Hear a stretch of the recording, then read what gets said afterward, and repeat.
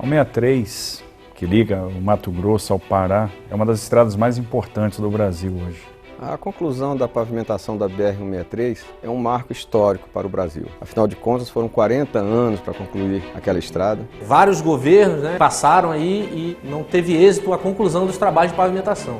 Essa promessa vem desde 1993, onde se falava da pavimentação da BR-163. É um momento de alegria para vocês, depois de 40 anos de sofrimento. A BR-163, que começou do nada, desbravou, populou a região, hoje ela se transforma num principal corredor de exportação da produção de grãos da região centro-oeste. Nos últimos anos, principalmente, com a grande demanda logística, ela fez surgir, principalmente na época de chuva, sérios problemas de interrupção. Caminhoneiros ficaram ali da ordem de 8 a 10 dias, filas grandes de 40 quilômetros e tal. Estima-se que o Brasil, naquele momento, tenha perdido 2 bilhões de reais. Fazer 50 quilômetros era um dia para ir e outro dia para voltar. Tinha toleiro tão fundo que um caminhão-tanque, ele entrava dentro, se do barranco pisava reto em cima do tanque. Eu cheguei lá com o general Santos Filho, que é o diretor-geral do DENIT, no domingo de carnaval, e aí o ministro chegou ali no meio da semana, percorreu também, conversou com todos os caminhoneiros, e numa dessas conversas ele realmente fez essa promessa para os caminhoneiros que isso não iria mais se repetir, né? A gente acha que nós vamos crescer 3 milhões de toneladas ao ano. A missão foi cumprida, graças também ao apoio muito grande do Exército Brasileiro e também das empresas, civis e soldados, mostrando a força da União. Foi a maior experiência profissional que eu tive na minha vida. E a gente tem que render homenagem aos vários brasileiros que trabalharam ali naquela região para que esse sonho fosse possível hoje. A Amazônia é nossa, é solução até para o mundo, mas não vai continuar sendo problema para nós. Nós queremos integrar.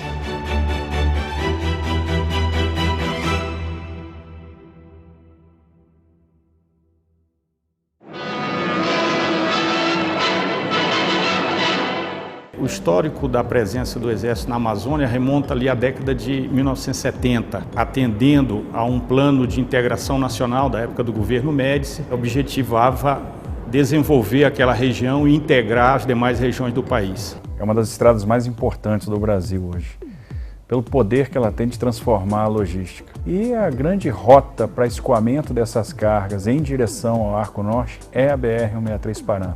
Daí a sua relevância econômica. Essa obra começou a ser tratada com o Tarcísio, comigo, por ocasião da transição, no final de 2018. Porque governar é eleger prioridades, é também não buscar deixar obras paradas. Nós temos que dividir a BR-163 em dois segmentos. O segmento que é de Guarantã do Norte, em Mato Grosso, em direção ao sul, e de Guarantã do Norte para o norte em direção ao Pará, que era o trecho não pavimentado há 10 anos atrás. A BR-163 ela foi iniciada a abertura dela entre Cuiabá e Santarém na década de 70, na verdade 1970. Foram criados 2 batalhões, o 9º BEC em Cuiabá, Mato Grosso, e o 8º BEC em Santarém, no Pará. O 9º BEC, 9º Batalhão de Engenharia e Construção, no sentido norte, e de Santarém partiu o 8º BEC no sentido sul. A BR foi aberta por esses 2 batalhões. Existe um local no meio da rodovia que representa o local onde a tropa do 8º Batalhão encontrou com a tropa do 9º Batalhão. O 8º que vinha de Santarém, o 9º que vinha de Cuiabá, e eles se encontraram num determinado segmento, configurando, consolidando a abertura da BR, a implantação da BR. Eu particularmente me apresentei lá em 15 de janeiro de 71 e o batalhão se instalou definitivamente no dia 31 de janeiro, lá em Cuiabá. A partir daí foi escolhido um ponto onde seria feito um acampamento da tropa que iria construir para frente e para a retaguarda. Nós era a linha de frente, então nós fazia picada, derrubando com foice, machado, porque não tinha tecnologia, né? Então nós foi no braço, na força. Vi colega morrer de malária, febre amarela e outros desastres. Nós tapamos índios, onça, todo tipo de fera tinha dentro da mata. mas nós não recuamos. Só se podia trabalhar, só se era permitido trabalhar por causa das condições climáticas, na época em que não estava chovendo. Quando começava o inverno amazônico, como é chamado, aí tinha que parar. Sou empresário aqui no parque de restaurante, hotel aqui nas margens da rodovia. Meu pai adquiriu aqui, era um barzinho pequenininho. Nós estamos aqui desde 83. E nós foi melhorando as coisas, vimos que a rodovia era o futuro. Meu irmão do Paraná me trouxe para cá, ele achou que aqui era um bom lugar para a gente ganhar, né, um dinheiro, trabalhar e aqui eu fiquei. Chorava muito no começo. A estrada muito difícil, tudo acesso, tudo muito difícil. Para chegar no Novo Progresso, que é 100 quilômetros daqui, era um dia de viagem. Não tinha estrada, era só pedra e buraco e covanco, né? Acho que estourei 9 pneus no começo. Você trabalha e a hora que você quer sair, você sai a hora que quer e volta a hora que quer. Não tem mais, como na época, antigamente, cheio de atoleiros, você ia, não sabia a hora que voltava, né? Hoje não, hoje você sai e volta, tá aí daqui por 50 quilômetros, é meia hora para ir, meia hora para voltar. E aí você tá em casa de novo. Aqui ficou 3 meses, às vezes no inverno, sem passar um caminhão, um ônibus, nada. Em 2017 e 2018, nós tivemos um problema que foi, choveu demais, um trecho que estava muito bom, eu passei lá no mês de dezembro, de repente derramou tanta água que aí você não tinha mais como passar. E aí deu aquelas filas quilométricas que apareceram aí de 30 quilômetros de fila de caminhão e tudo isso. Carnaval a gente teve uma crise, tínhamos 50 quilômetros de fila de caminhão parados num sentido e mais 35 quilômetros de fila de caminhão no outro. Os caminhoneiros chegavam a estar 11 dias na fila. Os caminhoneiros, muitas vezes, eles trazem a família, já estavam começando a passar necessidade.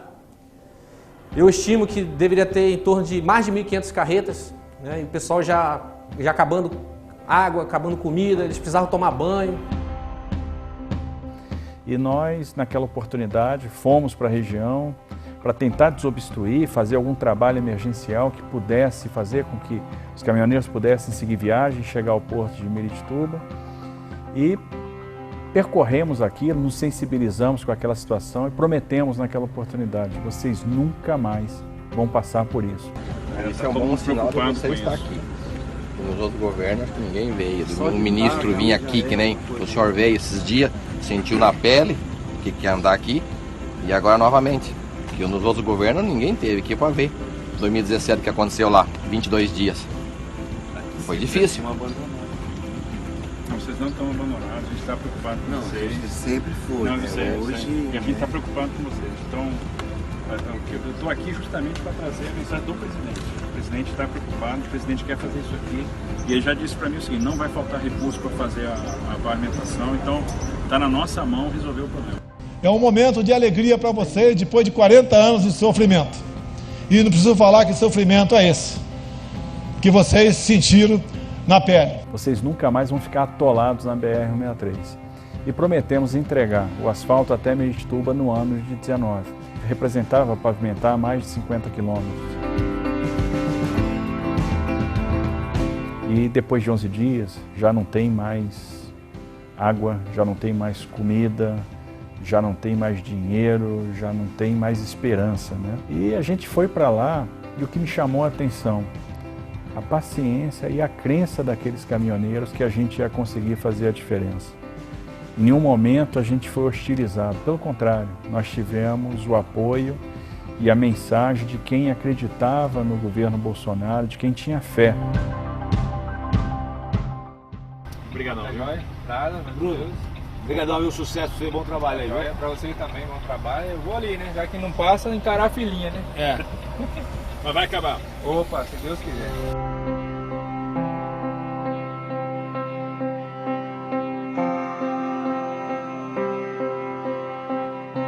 Inicialmente, a previsão de conclusão da BR-163 não seria agora para esse ano, seria mais à frente.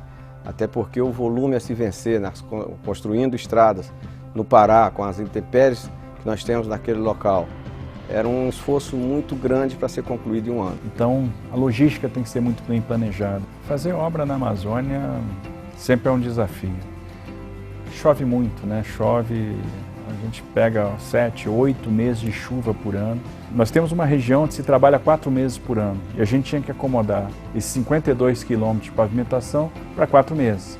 Isso exige planejamento, preparação, produção de material no inverno, então se produziu muita brita, se produziu areia no inverno, se estocou esse material, se distribuiu esse material ao longo do trecho, para que no verão a gente pudesse ter uma boa performance, pudesse avançar bastante com a obra, e foi exatamente o que aconteceu. Atenção britador, aqui Lago Nés, necessitamos de mais brita. O material que está in natura é pedra, é areia, então eu tenho que acumular areia, eu tenho que extrair areia, eu tenho que produzir brita, né, britar uma quantidade de material suficiente para que no período de verão eu tenha uma aplicação ótima, eu consiga fazer o máximo de serviço possível. Nós estamos falando aí da ordem de 350 máquinas trabalhando ali diariamente e da ordem de 450 a 500 militares ali trabalhando diuturnamente nos 7 dias na semana, 24 horas. Senão nós não teríamos chegado a bom termo. Porque na Amazônia você fala em termos de cronograma em verão. Não, você vai concluir essa obra em 3 verões, em 4 verões, que é o período de trabalho, normalmente do mês de junho a novembro. A pavimentação da Serra do Moraes foi um acontecimento que talvez fosse o trecho mais crítico da BR-163. E esse ano nós vencemos a Serra do Moraes. Então, algo histórico. Como nós vencemos a região chamada da Casa Roxa, né, que tem lá uma instalação comercial antiga, de alguém que acreditou que um dia a BR-163 ia ser pavimentada, mas também era um trecho crítico, também foi vencido. Esse asfalto aqui nós estamos esperando. Quando nós chegamos para cá, há 40 anos, eles diziam, não, em 5, 6 anos essa BR está asfaltada. Até que agora tem um asfalto. Agora que o progresso definitivo veio. Com a nova pavimentação, hoje nós conseguimos fazer com 5 dias, quando nós tínhamos 50 km de chão, né, precisava de 10 dias, até mais dias, né, para poder concluir a mesma operação. Né. Agora é um paraíso. A BR-163 está um orgulho hoje. Não é só eu que posso falar, pode pedir para qualquer caminhoneiro que vai responder a mesma coisa. Não é mais aquela estouração de pneu, destruir caminhão, agora é outra coisa. É uma obra que praticamente 40 anos depois de estar sendo concluída. O Brasil é muito grande, então estou muito feliz em poder atingir positivamente essa região centro-oeste, de modo que o que se produz aqui, em especial grãos, tem um destino mais fácil e barato para dentro e fora do Brasil.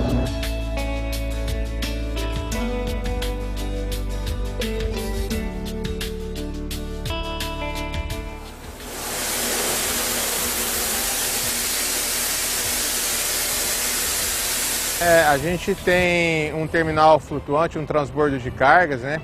E esse porto flutuante é um sistema inovador. A gente consegue descarregar em toneladas, em torno de 7.500 toneladas dia, em 24 horas. Então o nosso comboio é formado por 9 barcaças.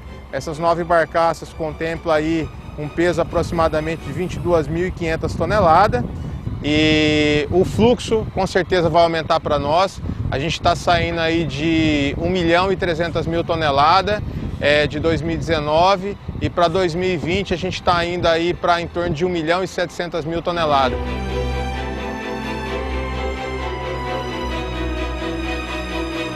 Digo e repito isso aos meus cadetes, que eu fui instrutor da academia. Foi a maior experiência profissional que eu tive na minha vida. E olha que são 50 anos de exército. Nós conseguimos chegar no final do ano entregando aquilo que nós prometemos principalmente aos profissionais do volante, aqueles que usam a 163 para ganhar o pão de cada dia e para transportar as riquezas do Brasil. E aquilo era necessário, aquilo era uma dívida que a gente precisava resgatar e ela foi resgatada. A intenção dele era terminar o quanto antes aquela BR. E nos deu uma missão. A BR-163 tem que terminar esse ano. A BR-163 Pará, que foi aberta pelo general Geisel e que agora está sendo concluída, está sendo fechada pelo capitão Bolsonaro. Então a vontade política, a determinação do presidente foram fundamentais para que a gente tivesse êxito e cumprisse essa tarefa tão importante para o Brasil. O Brasil produzindo mais, como diz os números, nós podemos sonhar em colocar o Brasil no local de destaque que ele bem merece. O Brasil tem tudo para ser uma grande nação, mas passa, sim, por aquilo que nós mais temos de sagrado, que é a nossa consciência de poder fazer aquilo que tem que ser feito e ter coragem para executá-la, porque só dessa maneira nós podemos atingir o objetivo. O trabalho de cada um de vocês é colocar o Brasil lá em cima. E sei que isso não falta à grande maioria do povo brasileiro.